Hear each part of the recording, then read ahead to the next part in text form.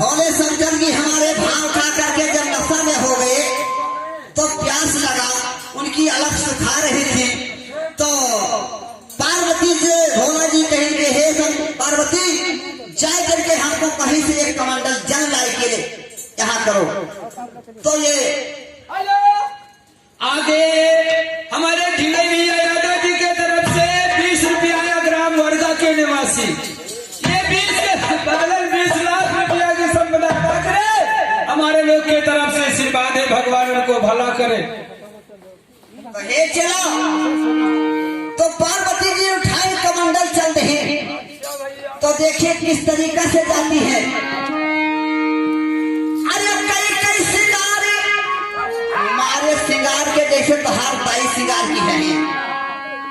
अरे कई कई सिंगार, अरे कई कई सिंगार भराना जलाया गौरा, कई कई सिंगार भराना जलाया गौरा, कई कई सिंगार।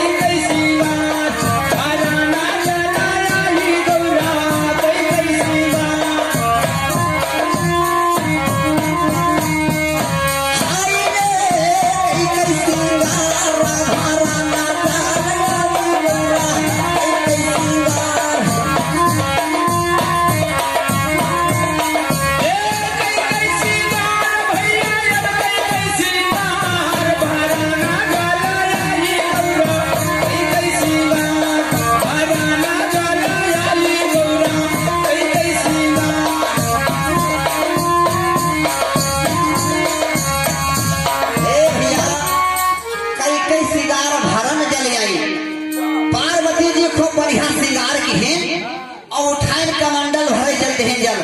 तो कैसे चलते हैं? अरे जब की श्रृंगार भर